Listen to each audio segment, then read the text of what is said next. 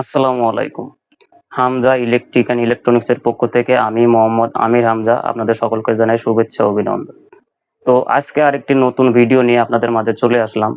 তো আজকের ভিডিওটা মূলত ইউপিএস মডিফাই ইউপিএস নিয়ে আপনাদের সামনে আমরা কথা বলব। তো আজকে মূলত মডিফাই ইউপিএস এর ভিডিও দেওয়ার কোনো ইচ্ছা ছিল না। আমরা আজকে ভিডিও অন্য একটা প্রজেক্টের উপরে দিতে চাইছিলাম। কিন্তু বেশিরভাগ ভাইদের আবদার যে ভাই আপনি নতুন করে মডিফাই কৃত ইউপিএস এর একটি ভিডিও দেন। তো সবার কথা রাখার জন্য আজকে আপনাদের সামনে মডিফাই কৃত একটি ইউপিএস নিয়ে হাজির হলাম।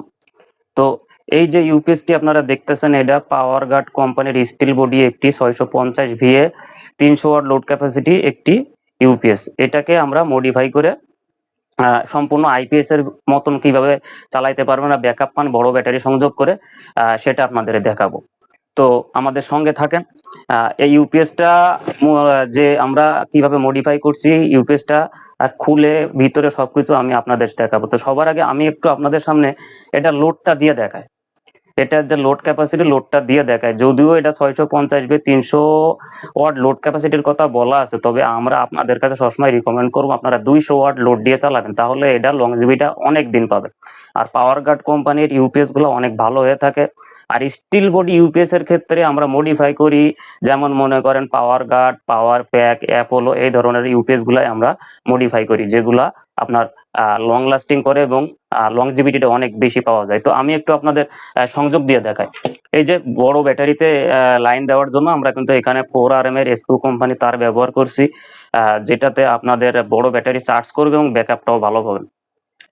তো অনেক ভাইরা আছে যে একটা ইউপিএস নিয়ে যে প্রথমে বিদ্যুতের লাইনটা দিয়ে দেখেন যে ইউপিএসটা চালু হয় না, সুইচ দেন ইউপিএসটা সেক্ষেত্রে কিন্তু চালু হয় না।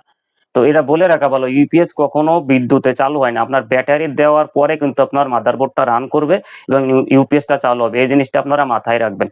আর ব্যাটারি নেগেটিভ পজিটিভ যেন কখনোই মিস্টেক না হয়, যেহেতু আমরা এখানে লাল কালো ইনশিওর করে দিছি, আপনারা ওটা দেখে লাগাবেন। তো আমার এখানে ব্যাটারি সংযোগ করা আছে, আমি একটু নেগেটিভ পজিটিভ দিয়ে আপনাদের লাইন দিয়ে সংযোগ দিয়ে দেখাচ্ছি। তো আমি দেখেন এই যে কালো তারটা আমার ব্যাটারি টার্মিনালের এই যে নেগেটিভ দাগ দেওয়া আছে, নেগেটিভে লাগালাম।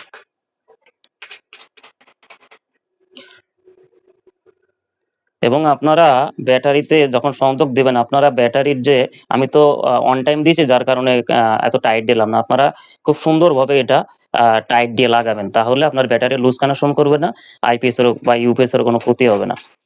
তো আমি নেগেটিভেরটা নেগেটিভে দিলাম, পজিটিভেরটা পজিটিভে দিলাম। এখন দেখেন আমরা কিন্তু দেখেন কুলিং ফ্যানটা আপনার এখানে বডিটা কেটে কুলিং ফ্যানের জায়গাটা বাইর করে নিছি, বিস্তারিত খুলে আমি পরবর্তীতে দেখাবো। তো এখন এই যে আইপিএসটা যদি এখন রান করি তাহলে কুলিং ফ্যানটা কিন্তু স্বয়ংক্রিয়ভাবে চালু হবে। আমার ব্যাটারি সংযোগ দিয়েছে কিন্তু কুলিং ফ্যান কিন্তু চলতেছে না। কুলিং ফ্যানটা তখনই চলবে যখন আমার ইউপিএসটা রান হবে। তো দেখেন আমি যদি এখন এই পাওয়ার গার্ড কোম্পানির ইউপিএস এর ক্ষেত্রে আপনার পাওয়ার বাটনটা 30 সেকেন্ড প্রেস করে ধরে রাখতে, তারপরে এটা অন হয়। তো দেখেন এই যে আমি প্রেস করে ধরে রাখলাম এবং আমার কুলিং ফ্যানটা কিন্তু চালু হয়ে গেছে। কুলিং ফ্যানটা চালু হয়ে গেছে, এখন আমি লোড দিতে পারবো। আমার কিন্তু বিদ্যুতের লাইন খুলে রাখা, খেয়াল করবেন বিদ্যুতের লাইন খুলে রাখা। তো এখন আমি আমার বোর্ডে কিন্তু এই যে লোড ব্যবহার করতেছি বা লোড দিছি। এখন আমার বাতির কারণে হয়তো ভিডিওটা একটু ব্লার হইতে পারে, আপনারা ক্ষমা সুন্দর দৃষ্টিতে দেখবেন। তো দেখেন এই যে আমি কিন্তু 100 ওয়াটের একটা বাতি জ্বালালাম, আমার কিন্তু সুন্দরভাবে 100 ওয়াটের একটি বাতি জ্বলছে। এবার আমি এই যে আরো 100 ওয়াটের আরো একটি বাতি জ্বালাইলাম, এখন আমার কিন্তু 200 ওয়াট লোড দিছি। তো 200 ওয়াট লোড নিয়ে আইপিএসটা খুব সুন্দরভাবে চলবে। এর থেকে বেশি লোড আপনার এটা 300 ওয়াট লোড ক্যাপাসিটি হইলেও আপনি 200 ওয়াট লোড দিয়ে চালাবেন, সেক্ষেত্রে আপনার ইউপিএসটা দীর্ঘদিন যাবত ব্যবহার করতে পারবেন। আর 200 ওয়াট লোড দিলে এই ইউপিএস এর কোনো সমস্যা হবে না। দেন আমি যখন বাতিটা লোডে চলছে, আমার কুলিং ফ্যানটা কিন্তু চলছে, কুলিং ফ্যানটা যেহেতু চলছে আমার ভিতরের কম্পোনেন্ট গুলো কিন্তু ইনশাল্লাহ সুরক্ষিত থাকতেছে। আর একটা ইউপিএস নষ্ট হয় হিটিং ক্যাপাসিটির উপর, এটা হিট বেশি হলে নষ্ট হয়। যেহেতু আপনারা দীর্ঘক্ষণ ব্যবহার করবেন, হয়তো সিলিং ফ্যান চালাবেন অথবা এলইডি টিভি চালাবেন, কম্পিউটার অনু রডার এগুলো চালাবেন, সেক্ষেত্রে এটা যেহেতু বড় ব্যাটারি অ্যাড করে চালাবেন, সেক্ষেত্রে এটার ব্যাকআপ টাইমটাও বেশি যাবে, যার কারণে আমরা কুলিং ফ্যানটা অ্যাড করছি। তো এখন আপনাদের দেখানোর সাথে আমি লোডটা বন্ধ করে দিলাম এবং আমার এই যে বিদ্যুতের সংযোগটা যদি আমি এই যে বিদ্যুতের লাইনে দিই, তাহলে একটু খেয়াল করবেন। এই যে বিদ্যুতের লাইনে দিলাম, এখন আপনারা আমার ইউপিএসটার দিকে খেয়াল করবেন। ইউপিএস এর বিদ্যুতের সংযোগ এই যে দিলাম, সুইচ দিলাম, সুইচ দেওয়ার সঙ্গে সঙ্গে একটু অপেক্ষা করেন, দেখেন আমার কিন্তু ব্যাকআপ মোডে চলে আসছে। এবং যদি দেখেন লক্ষ্য করেন আমার কুলিং ফ্যানটা কিন্তু বন্ধ হয়ে গেছে।